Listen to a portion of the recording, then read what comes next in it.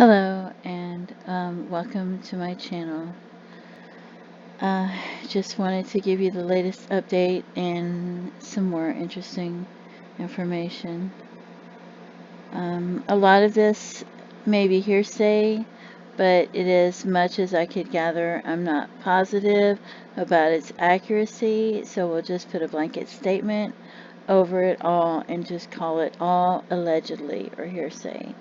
A lot of this has to do with the Gabby Petito information that I've given before, and I just wanted to add more to it, but it also includes other information as well.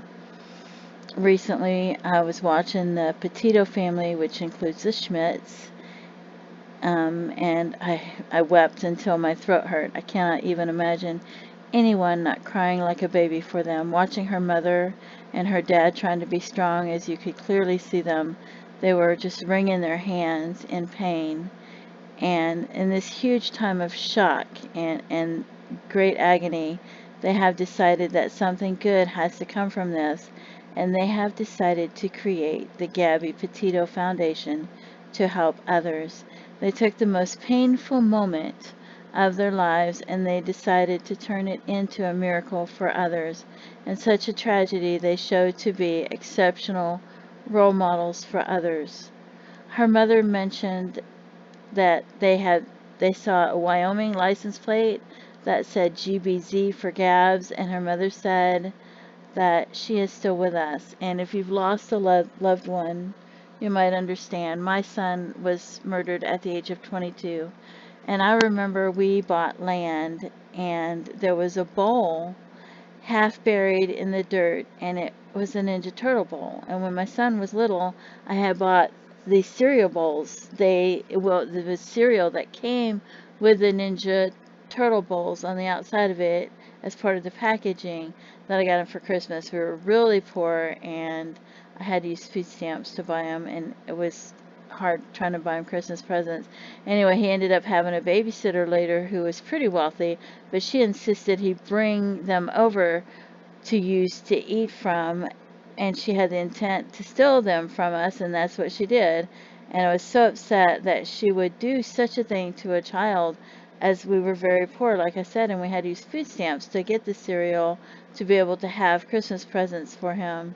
And finding that bowl here helped me to know that he is still with us. A few years after he died, I was on my knees praying outside of my bedroom door, which was on the second floor. I had some things on the ledge between the hallway and the stairs that had been there for a few days. And when I mentioned his name while I was praying, the things just fell off in that very instant. And I knew it was a sign that he was with me. So if you've ever lost a loved one, you've probably seen these same sort of signs. Gabby's family had all gotten the same tattoos that Gabby had and that she had created as an artist on them, and they were all wearing turquoise ribbons. So that was very touching as well. Anyway, Gabby's been traveling for a while, here and there across the country, and she decided to, do she's been using TikTok and YouTube and Instagram. And so on July 2nd, they have started out their planned 4-month cross-country excursion. I'm not certain how much money she had saved up for it, but I'm sure she had a financial budget laid out, because I know when my daughter travels, she likes to have a financial budget, and she saves up money before she goes, and she has to be careful with her money. And I think that might have caused problems between her and Brian as well, because maybe he wanted to go beyond that budget, and it upset her because it would, hurt her plans. On July 4th, she had done an Instagram showing the Monument Rocks in Kansas. And on July 8th, she had an Instagram posting showing Colorado Springs, Colorado, and it showed where she was. On July 11th, she had an Instagram post of her last day, the Great Sand Dunes in the National Park Preserve in Colorado. On July 12th, I believe the 16th and the 18th, she was in Zion National Park, Utah, with photos and hashtags. On July 21st and 22nd, there was an Instagram post of Bryce Canyon National Park, Utah, with photos and talking about the rain and them being together in the tent. One of the things I noticed in all these posts that they were always together. She wasn't in one place and him in another place, separated. On July 26th, there was an Instagram mentioning Mystic Hot Springs, Utah, with photos. July 30th, they're in the Canyonlands National Park, Utah, with photos. July 31st, they're in the Mesa Arch Canyonlands, Utah, with photos saying live more with less. And like I said, they're always together. He's not out hiking somewhere with her alone somewhere else in the post, so I would find that to be very unusual. On July 12th at 9 a.m. till 3 p.m., Gabby and Brian had allegedly spent 6 hours in the coffee shop in Moab, Utah, across the street from where one of the ladies murdered in the double homicide worked, according to Brian when speaking to police. And someone mentioned to me that that lady that worked in that store, she also had an interest in health and fruits and vegetables and nutrition. So they thought she had a lot of, if her and Gabby and Brian would have met, they would have had a lot to talk about because they were also had been living in their van and parking at campsite and doing the van life for some time as well. July 12th, there's Instagram photos of Gabby at the Arches National Park mentioning them hiking together at 7 a.m. on Monday, and he was taking photos also stating we also camped for one night in Devil's Garden with the cover off of our tent. Or she might have mentioned it. I think she mentioned it. To fall asleep watching the stars trying to catch a glimpse of a meteor shower. August 12th, witnesses say he hit her, he took her cell phone, he was trying to drive off and leave her, taking both her cell phone and her van. And I believe he also had her card when he was trying to do this. The 911 call said he was hitting her. They were seen outside the Moab Grocery Co-op. That's where the 24-year-old worked that was murdered. I don't know if she was working then or if they had spoken or met. They could have met there if they had gone inside, or they could have even met at a campsite because they were at the Arches and there was the mountains nearby where that was other Arches where their campsite was, or they could have even met at a local place because Brian stayed the night in a motel and it was like a 2-minute walk from the grocery store and I think maybe a 15-minute walk from the McDonald's. So someone said in a video that he tells the police he does not have a cell phone, and then I think they said he might have pulled one out of his pocket. He stayed in a motel in Moab, Utah, allegedly the Bowen Motel, which was like I said, a 2-minute walk from where Kylen Schulte worked at the Moonflower Community Co-op grocery store, which they had been arguing outside when the 911 call took place, and it was a 15-minute walk to McDonald's where I believe Crystal Turner walked.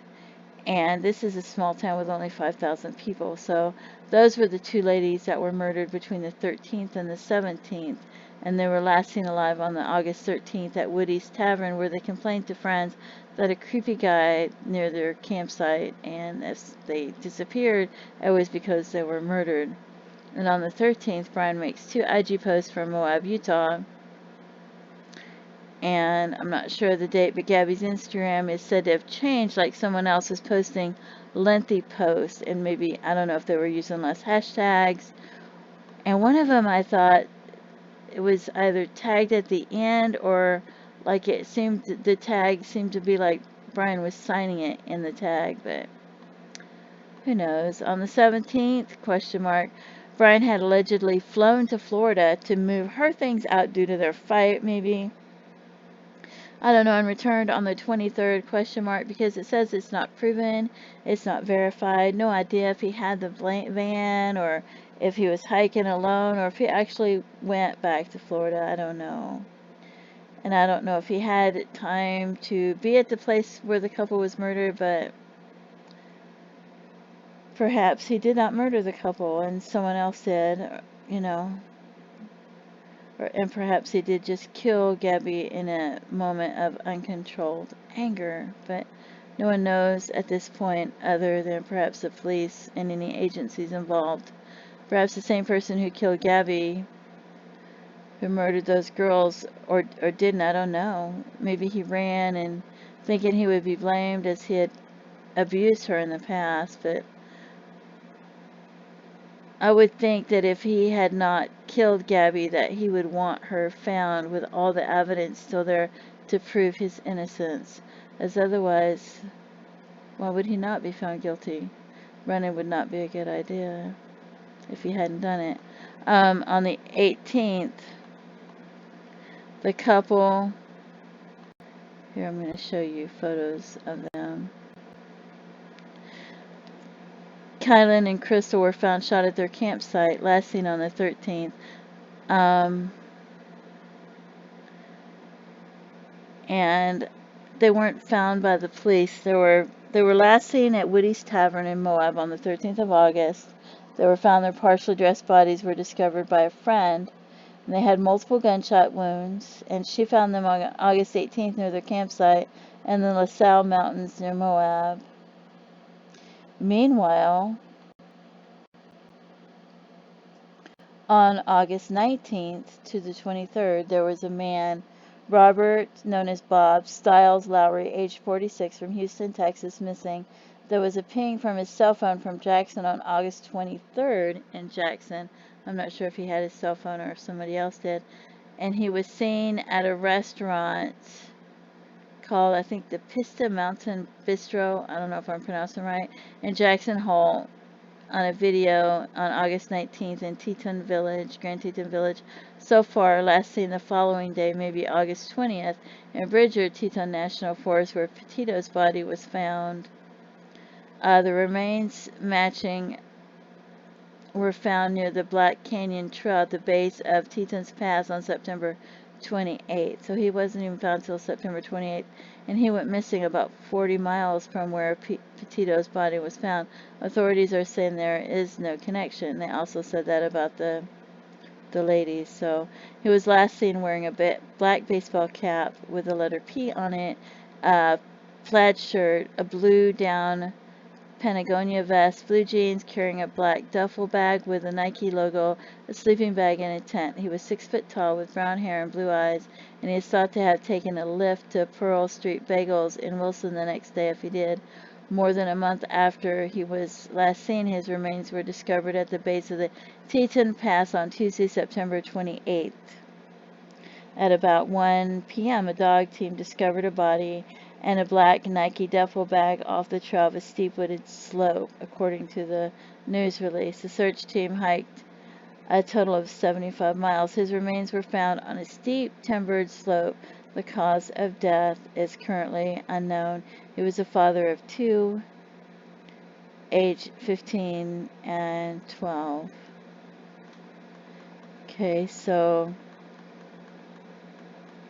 then August 19th, back to Gabby. I'm trying to do the dates. August 19th, there were 2 Instagram photos with no location, possibly because she was in a hotel. One of the photos shows Brian sitting on the floor of the van near her legs.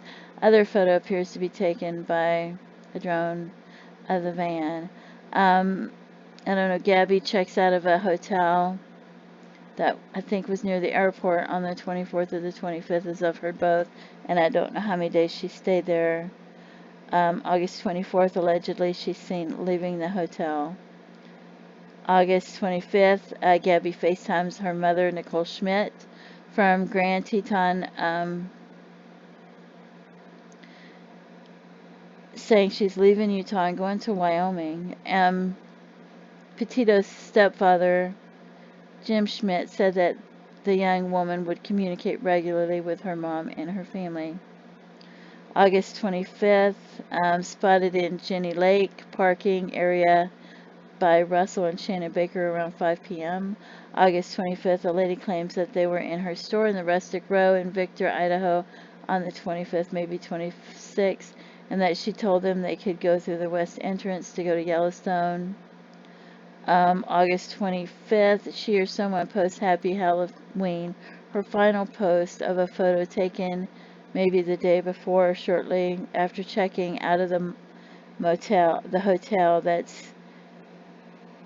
The photo was taken at the Monarch at 455 25th Street from Ogden, Utah. Her last phone call to the family saying she's in the Grand Teton National Park is on the 25th. So it seems impossible, but it could have been. The van was supposedly parked around 8 p.m. on August 26th with Brian driving. He was alone in the front acting odd, and the van sat there until the 29th. But she could have had the dates mixed up, I'm not sure. But they could have parked there on the 26th and camped out that night, and then he could have, something could have happened on the 27th. I don't know if he killed her or not, and he could have went back to the place and put her body there. I don't know. Her mother received text messages, but thinks they may not have been from Gabby on the 26th and the 27th. On the 27th, a young lady is saying that she saw them both in a restaurant around 2 p.m. in Jackson, Wyoming, called Mary Piglet's Mexican Grill. He was angry, loud, screaming, and very violent, or seemed violent, and she was crying and apologetic, and she was standing on the sidewalk crying, and he came back in screaming some more, and they're saying it was all verified by the restaurant. And I think they may have spent around $60 there on the 27th. And maybe there was a dispute supposedly involving the bill. She saved up a lot of money and had planned out how much money she wanted to spend. She may not have wanted to spend that much, and I don't know what was included on the bill or what happened. And like I said before, if I was going to speculate when he killed her, then maybe it was in the van or shortly after 2 p.m. on the 27th, or I don't know, because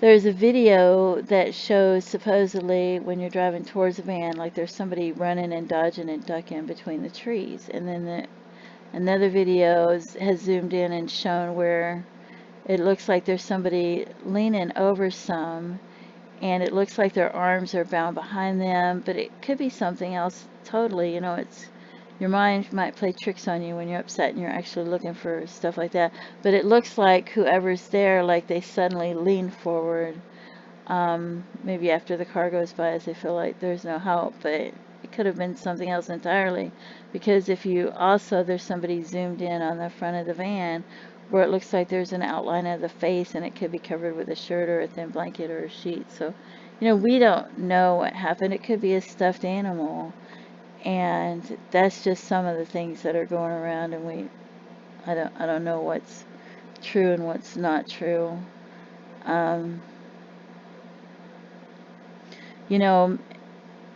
It seems like he may have gone back to the campsite they were at the night before. Maybe they were going to camp again. I don't know. Not if they were leaving. I don't know. And maybe he used her phone to send texts to himself first to cover his tracks. I don't know if he did or if he didn't. He might have sent the text to her mom. He might have then hiked towards the showers and went through the creeks to wash off and then try to dry off and try to cover up evidence. And he might have got rides back to the van. I don't know. He could have went hiking in a completely different direction. It appears that he took the van, though, and her cards and maybe her phone, I don't know, and then headed home on the 29th. So I don't know. His van is seen parked on the 27th on the side of the road, and there's a video of the van on the 27th around 6 p.m., 6:30 p.m. And they say there's one or two flip-flops on the ground outside facing the back right side of the door. Somebody says there's a gun on the left-hand side on the ground, but I don't know if that's true or not. August 27th, there was an odd message sent to her mother that included the words, "Can you help Stan? I just keep getting his voicemails and missed calls." And Gabby apparently never called her grandfather Stan, so We don't know if she was messaging her mother or if he was. August 29th, a woman named Miranda Baker claims to have given Brian a ride from Grand Teton from where the shower areas are to the Jackson Dam. Says she picked him up at 5:54 in Coulter Bay to take him to his wife, fiance, and dropped him off at 6:09 p.m.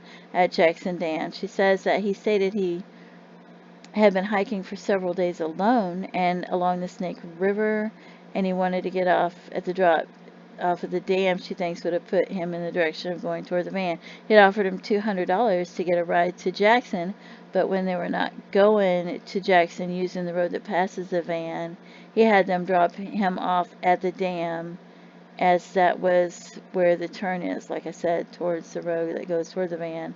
And also on August 29th, Norma Jean Jolovic, I don't know if I'm pronouncing it right, she's a seasonal Wyoming resident from Florida, picked up laundry allegedly on her way to or from church at about 1 mile from Jackson Lake Dam and dropped him off at the Spread Creek area around 6:40 p.m.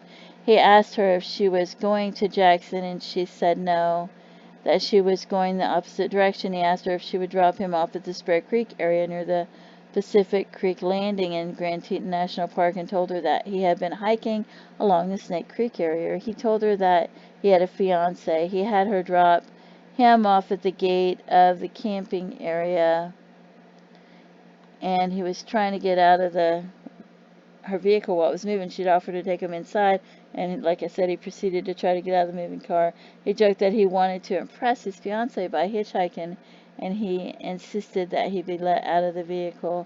He had grabbed and picked up her Bible, possibly leaving his fingerprints on the Bible because her Bible had slid when she went to turn, and while he was sitting in the passenger side of her 4Runner vehicle. August 29th, Gabby is supposed to text and meet her best friend in Yellowstone, but she does not. And there's questions about this because supposedly that girl that said she's her best friend on the 31st, I'll come to that on the 31st. August 30th, a text is sent to her mother from her phone saying no service in Yosemite. And so at this time, we think maybe her phone is traveling without her, and that she never even got to see Yosemite at this time. If she's seen it before, I don't know. In documents released by investigators, the FBI says Laundrie will be charged with the intent to defraud for one or more unauthorized use of the Capital Bank One card between August 30th and September 1st, taking over $1,000. The indictment does not say specifically to whom the cards belong. August 31st, allegedly Rose Davis, who came out to say she had been her best friend, had posted something saying she was innocent. And there was more posted, but it says she was, like past tense, innocent. And people are thinking that maybe she was referencing Gabby Petito in past tense as if she knew that she was dead. And people are questioning her relationship with Brian and if she was in Utah at the time of Gabby's death.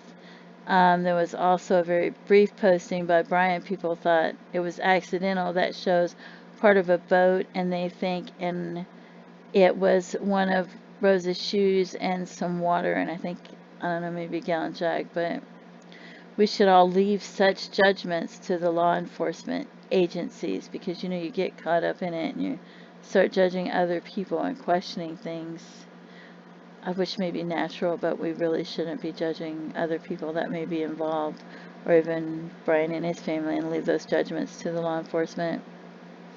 They mentioned a device that has not been turned on since September 1st, but I don't know which device that was. September 1st, the license plate reader detected Gabby's van about 10:26 a.m. in Northport, Florida, at the exit. July 1st, news stated that a neighbor said that Brian was home on the 1st and he was riding his bike around with his mom and he mowed the lawn like there was nothing wrong. July 1st to July 3rd, the parents were supposed to go on a camping trip to Fort DeSoto Park, Florida, about an hour from their home, and I guess they canceled it. July 6th to July 8th, Brian went camping with his parents at Fort DeSoto Park, Florida, at Site 001. There was another family, the Newsom family, were at Site 002 right next to them, and they have a photo of what appears to be Brian walking, and a photo of the family truck and the camper. Some people have stated that they don't think that Brian came back with them and that he stayed there, but we don't know if that's true or not. And some say that she left on the 7th, but the record shows she was supposed to stay till the 8th. Anyway, on September 10th, the Petito's dad goes to the laundry house, and there was an incident because he was trying to find out where his daughter was. And they weren't answering the phone. They weren't giving him information, and he was concerned about her safety. And on September 11th, Petito's mom reports her missing. The Petito's family reported her missing to the Suffolk County Police Department in New York at approximately 6:55 p.m. Laundrie and his parents refused to answer any questions from Petito's family or from the Northport authorities. September 11th, the van is impounded by the police after Brian returns home in it. Someone stated that there were new stickers put on the back of her van as he traveled alone in Florida. They're wondering why he put those stickers on there, and if it was to cover up evidence or what, or if they already had them, or we don't know why. On or around September 11th, Brian and parents go on a camping trip. See, that was a camping trip. It's already been happened, though, for 3 days. And now we know which days. The neighbors had thought it was about a week and a half after he got home. September 4th. And they thought it was strange because he went camping with them. It's such a small little thing.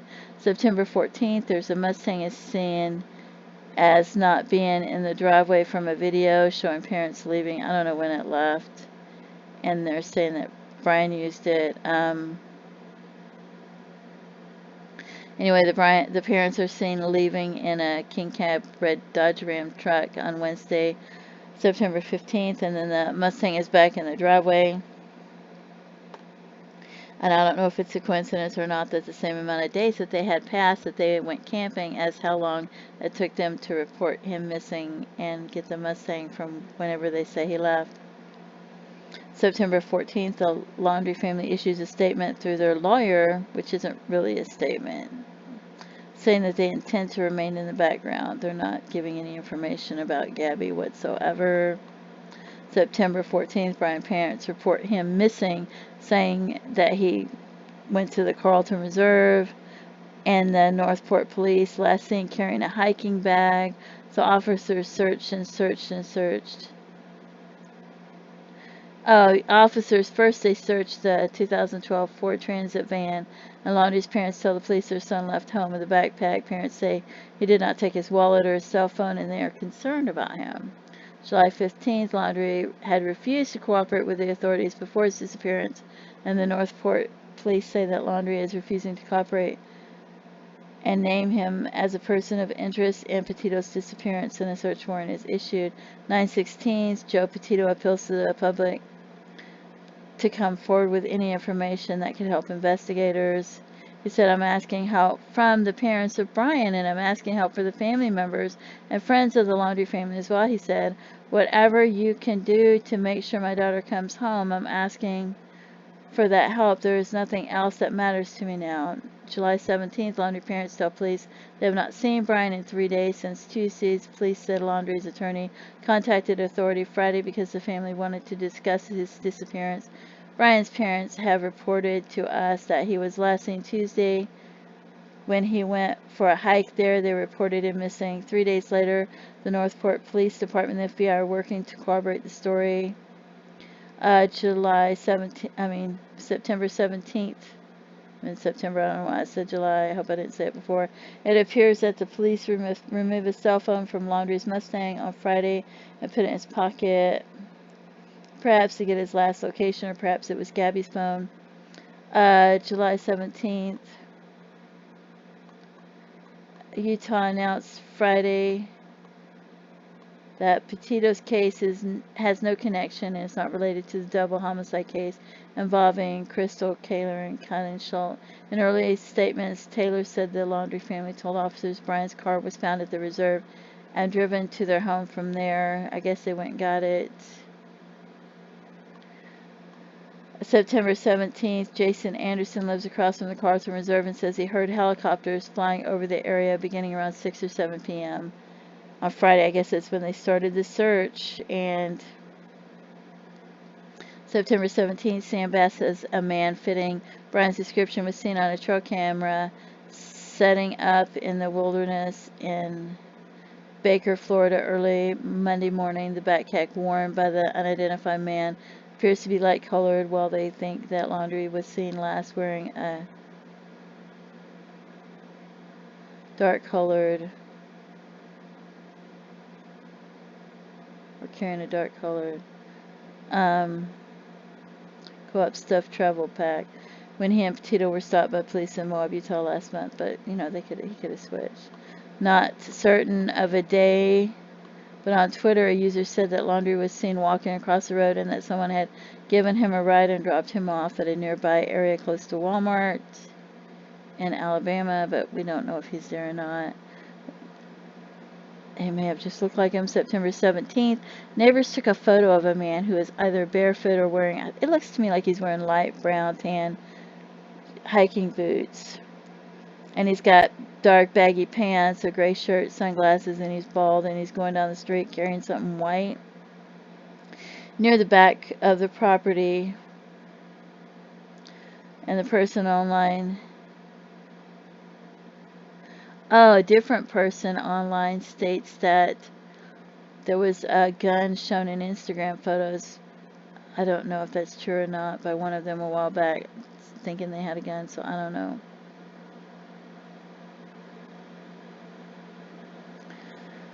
September 18th, the search for the Laundry begins based on the parents' story that they had not seen him, but I think it began the night before.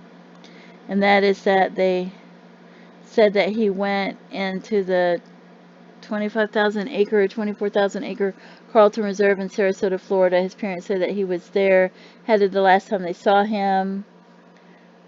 And they were also searching the Grand Teton for Gabby at this time while Gabby's still missing. 50 law enforcement officers, 5 agencies, including Northport Police and FBI, Swamp Buggy or Buggies, at least one bloodhound, began searching the Carlton Reserve for Brian Laundry, a person of interest in her disappearance, who himself was not seen supposedly for days by his parents, and they were worried. September 18th, police have confirmed that law enforcement has access to pings from Brian and Gabby's mobile phones. However, it's unclear if those devices were currently turned on and providing investigators with current location information. Not certain of date, but a fake Gabby Petito Instagram account was created and first spotted commenting on Brian's account saying that she is alive, okay, and well, begging people not to bother the Brian Laundry and his family anymore. The fake account was allegedly linked to Brian's mom's phone number by internet sleuths who had also done some sort of email search on the email using to create the profile that was impersonating Gabby while defending Brian. September 19th, authorities say they found the remains near Grand Teton National Park in Wyoming, where the van was previously spotted. September 20th, police execute a search warrant on Laundry's home, seizing his car and a hard drive. Well, I think it's his family's car that he was using. And a hard drive that may contain evidence that a felony has been committed. FBI agents searched Laundry's home in Northport, Florida. He and Gabby Petito had lived there with his parents, Christopher, age 62, and Roberta Laundry, age 55. September 22nd, a flight attendant took a photo of someone she believes to be Brian Laundry in Toronto, Canada, but I think they proved it wasn't him. September 22nd or 21st, Gabby's remains identified, found in Wyoming. The manner of death is homicide. The FBI announced they are taking over the criminal investigation, and authorities continue to search for Laundry in the Carlton Reserve. Coroner determines, her manner of death is a homicide. It was murder. September 22nd, divers joined the search team for Laundry. September 22nd and 23rd, an arrest warrant is issued for Brian Christopher Laundry for use of unauthorized access of devices. 9:23, Brian Laundrie spotted Green Cove, Florida, covering face and running into woods. We don't know if it's him or not. September 24th, spotted by someone who says they can see Brian Laundrie possibly found reserve leaning up against a tree in the Carlton Reserve area in the Florida in one of the footages, but we don't know that. They probably would have found him. September 23rd, Thursday, agents secretly trailed the pair as they drove 150 miles from the Northport, Florida home to Orlando, the parents, to meet their lawyer on Thursday, and to the Orlando Public, Florida, and that they just hung around in there and didn't get any books and were just walking around, killing time. And then they hopped back in their red Dodge Ram truck, and I guess they might have went to another building, I don't know. September 24th, a candlelight vigil will be held for Petito in her hometown of Blue Point, New York. A lot of this is hearsay, but like I said, it's as much as I could gather, and I'm not positive about its accuracy. So I'm just doing a blanket statement over all of it, saying it's allegedly.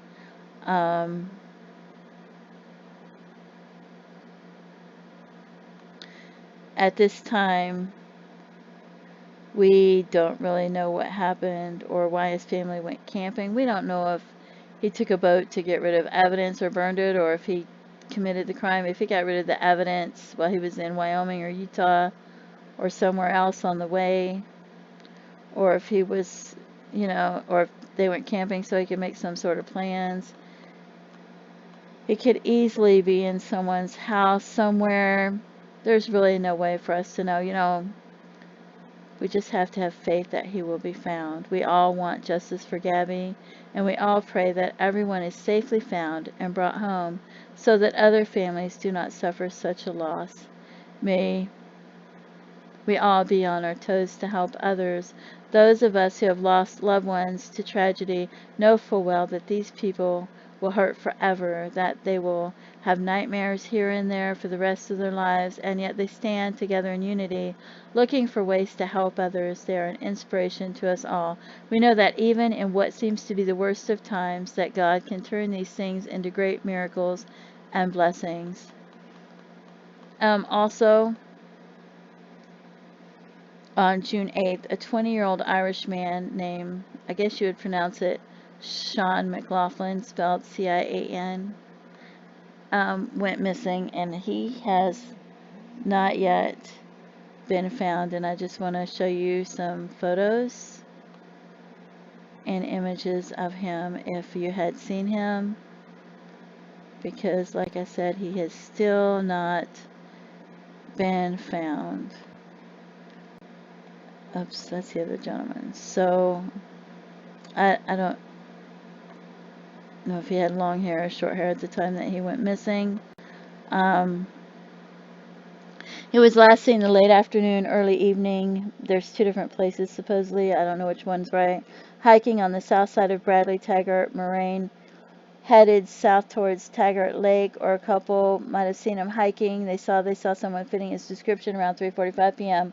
on the Garnet Canyon Trail, a short distance above the Surprise Lake Junction. If you have any information, please call 888-653-0009. He had brown hair, brown eyes, and a mustache, and he was wearing a white short-sleeved t-shirt, they believe, or tank top shorts. He had a necklace, a hat, and a wire-rimmed glasses. He had a red Apple Watch, a red iPhone 12 mini, if you see any of these things. He was not wearing a backpack, and park officials do not believe he intended to camp overnight. He was the son of Mark McLaughlin's late brother Jack, went missing. He was last spotted going for a hike with no equipment in Wyoming. He was a Dublin native. He was a bartender, a snowboard instructor, and an only child. His family has described him as a talented musician and a friendly spirit. He may have spoke to different people there.